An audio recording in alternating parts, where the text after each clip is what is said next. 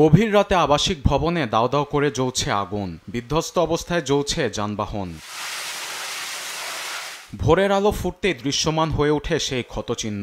শনিবার ইউক্রেনের লিভিভ শহরে শত শত ড্রোন ও ক্ষেপণাস্ত্র হামলা চালায় রাশিয়া। আগুন নেভাতে সারা রাত কাজ করে দমকল বাহিনী। এ সময় আকাশে উঠতে থাকে বিশাল ধোঁয়ার কুণ্ডলী। স্থানীয় কর্তৃপক্ষের তথ্যমতে রুশ হামলায় শহরের প্রায় 100টি স্থাপনা ক্ষতিগ্রস্ত হয়েছে।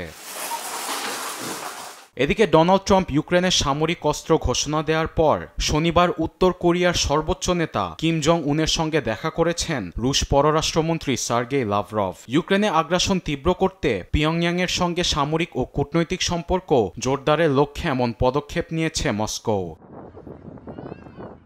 একই সঙ্গে উত্তর কোরিয়ার পররাষ্ট্রমন্ত্রী চোই সং হুয়ের সঙ্গে বৈঠকে বসেন সার্গেই লাভরভ। রাশিয়ার কুর্স্ক অঞ্চল পুনর্গঠনে 6000 সামরিক প্রকৌশলী এবং নির্মাতা পাঠাতে সম্মত হয়েছে পিয়ংইয়াং। আবার অঞ্চলটি নিয়ন্ত্রণ নিতে উত্তর কোরিয়ার ভূমিকা তুলে ধরেন রুশ পররাষ্ট্রমন্ত্রী।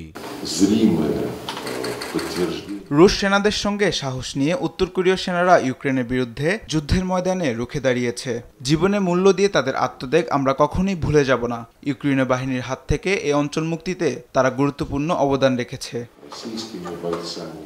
এদিকে যুক্তরাষ্ট্রের পর এবার ইউক্রেনকে দূরপাল্লার সামরিক অস্ত্র দেওয়ার ঘোষণা দিয়েছে জার্মানি। দেশটির সামরিক বাহিনীর মেজর জেনারেল ক্রিশ্চিয়ান ফ্রডিং তথ্যটি নিশ্চিত করেছেন। চলতি মাসের শেষে ইউক্রেনে এসব অস্ত্র পৌঁছে যাবে। তবে কী ধরনের ক্ষেপণাস্ত্র বা প্রতিরক্ষা ব্যবস্থা দেয়া হচ্ছে সে বিষয়ে কোনো কথা বলেননি তিনি। পশ্চিমা বিশ্বের একের পর এক সামরিক সহায়তা যুদ্ধ আরও বেগবান করছে বলে হুঁশিয়ারি দিয়েছে মস্কো। আরবেদ আফসার, নিউজ ডেস্ক, দেশ টিভি।